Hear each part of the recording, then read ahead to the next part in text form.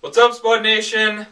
Friday's episode, finally here, finally ready for the weekend.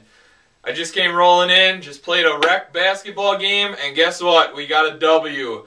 Big time victory, doesn't happen much for our rec team, but hey, riding high tonight. It was a great game, lots of fun, and guess what? At my age, that's what you gotta do, man. You gotta play for fun, and every game you don't die of a heart attack is a victory. Hey, we won on the scoreboard. It's a great night. Guess what? We are ready. We are ready. It's here. The weekend is here. We got NFL playoffs. We got great NCAA action. A little bit of controversy here and there. A lot of things to discuss. We're going to get right to it. Here we go. We're going to start with the NBA. NBA, long, dragging season, I know. But I want to talk to you, Spud Nation, about the face of the NBA. For a long time, it was Michael Jordan. Michael Jordan, even now, he should still be the face of the NBA. The greatest player to ever lace him up and get out there and play. Great competitor, great teammate. You gotta love a guy who will pull you aside, punch you in the face, and bring you up to his level. Alright, who is the guy? Who's the face of the NBA? Who is the guy that ESPN, Gatorade, all the big markets want to talk about? Alright, it's up for discussion. Is it Kobe?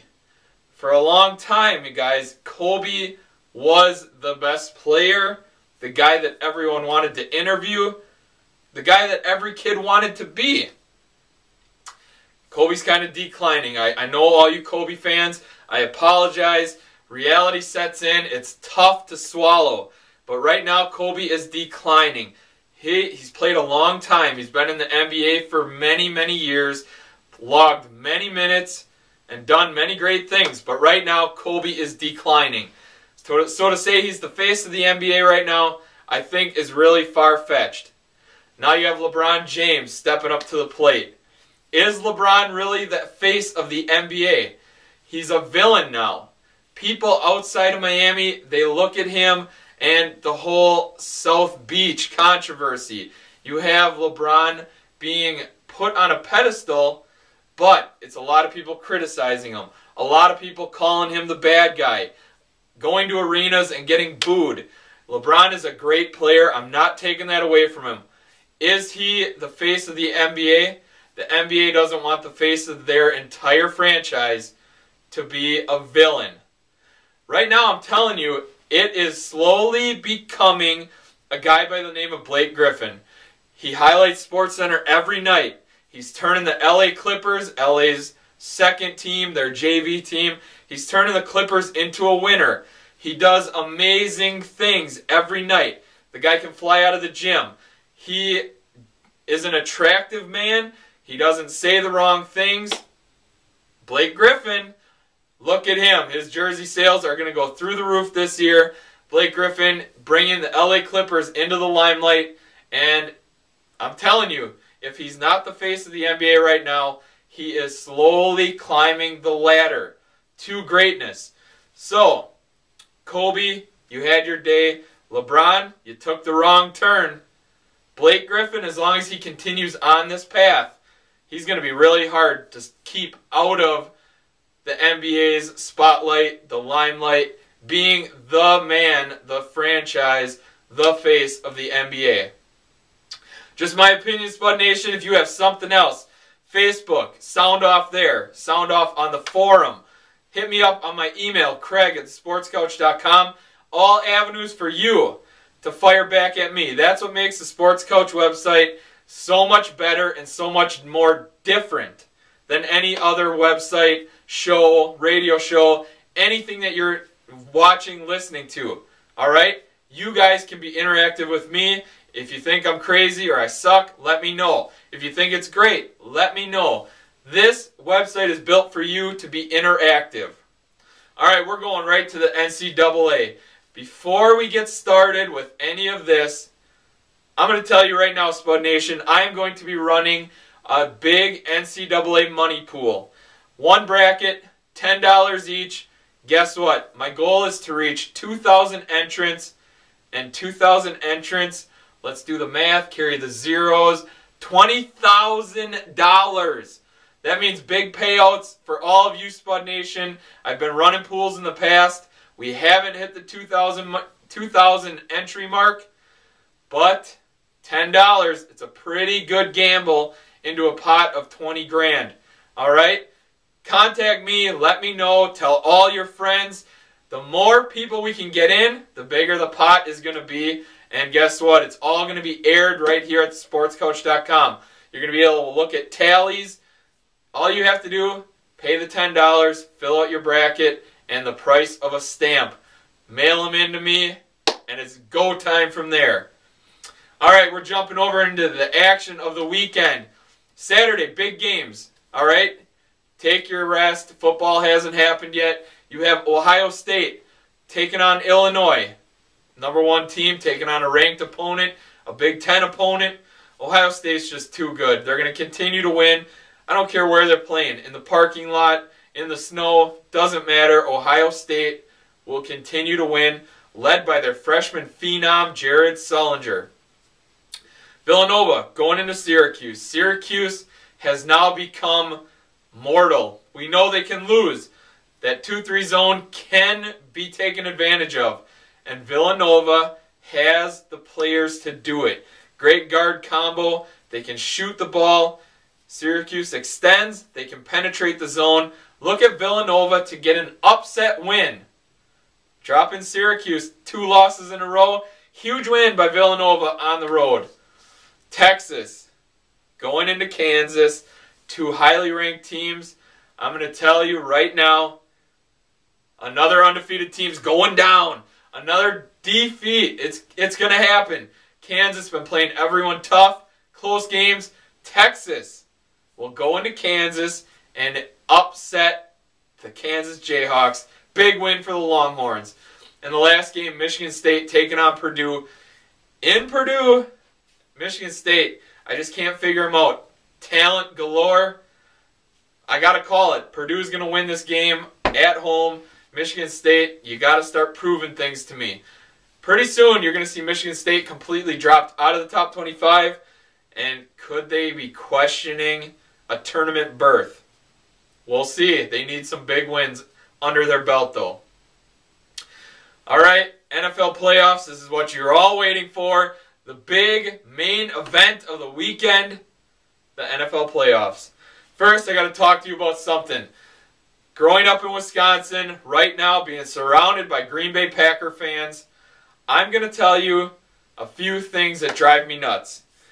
When Packer fans go on their Facebook page, call into radio shows, talk to me, say anything on a Monday when the Packers play on a Sunday, and they're nervous already. Oh, I'm so nervous that we aren't going to win. I'm so nervous that we could lose. The Bears could beat us. All right, first of all, it's a Monday. Second of all, the worst thing that could happen is that the Green Bay Packers lose. I understand it's heartbreaking. It could ruin your entire month, maybe your year, but you will get over it.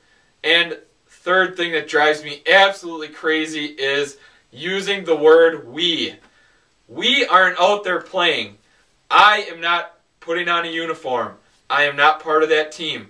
People writing on Facebook, we. They're not part of that team. I understand you're fans. That's great. Support your team. But we are not physically out there. Someone brought it to my attention. Well, we own the Green Bay Packers. When you say we, you mean the people of Green Bay paying their taxes, paying for that team. So Green Bay residents, by all means, call yourself part of the Green Bay Packers. For all the rest of you, you aren't part of it. Say the Packers, not we. There's no we in that. Few things. Had to get it off my chest. All right, I want to know from you, Spud Nation, all you fans out there, Pittsburgh, Chicago, New York, are you guys crazy like this? You have songs on the radio surrounding, like I just heard Usher, an Usher song. They fill in all these Green Bay Packer clips. Do they do that stuff out by you, out in New York? And let me know. I just want to know what it's like in Chicago, in New York, in Pittsburgh. If you guys get as crazy as over the top, and it seems like as life-threatening if your team is in a big game. A little bit of a preview here. Give you my picks. Pittsburgh taking on the Jets. Jets going into Pittsburgh. This should be a really fun game. Bottom line is, it comes down to a great defense for the New York Jets, great defense for the Pittsburgh Steelers. They both have very good running games. Mendenhall, Sean Green, LT. Comes down to quarterback play. Plain and simple, Ben Roethlisberger versus Mark Sanchez. Their receiving cores are almost identical. They both have solid tight ends. So, who's going to make the least amount of mistakes? I got to give it to Ben Roethlisberger. I hate that. The Steelers, I think you're going to win and advance to the Super Bowl. I really want to see LT get to the Super Bowl. More than anything, I want LaDainian Tomlinson in the Super Bowl. Gary Vaynerchuk, I know you're there supporting the Jets.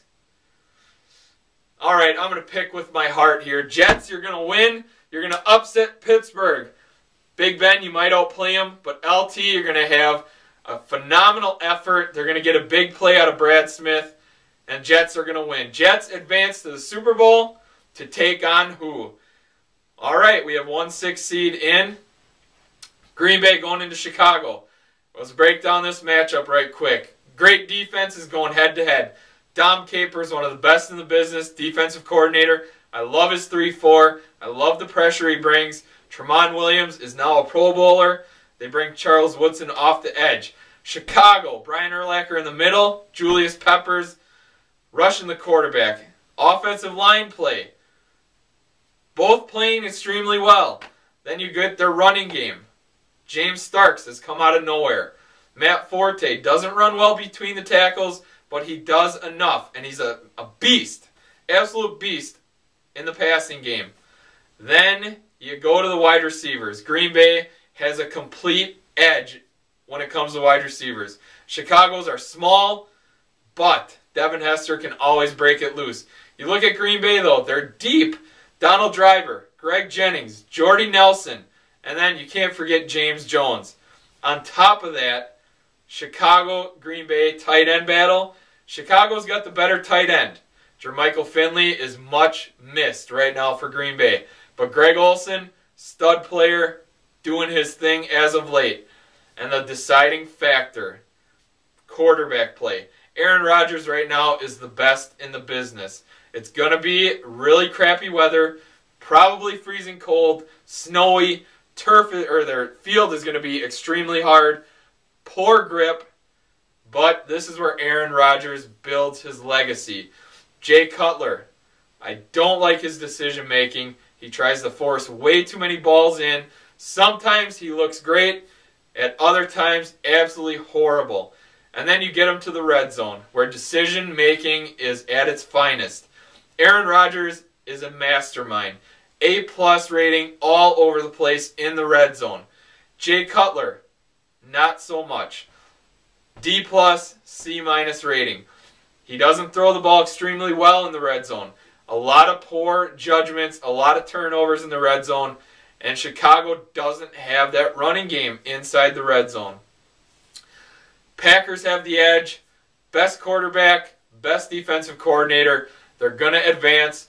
Green Bay Packers, New York Jets, battle of 6 seeds in the Super Bowl. Should be a phenomenal matchup. This weekend's games are going to be so much fun to watch.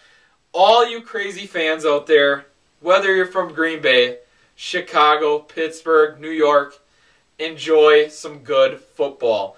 No matter what, your day will, the sun will come out tomorrow. It'll happen. I promise you. Enjoy the games this weekend.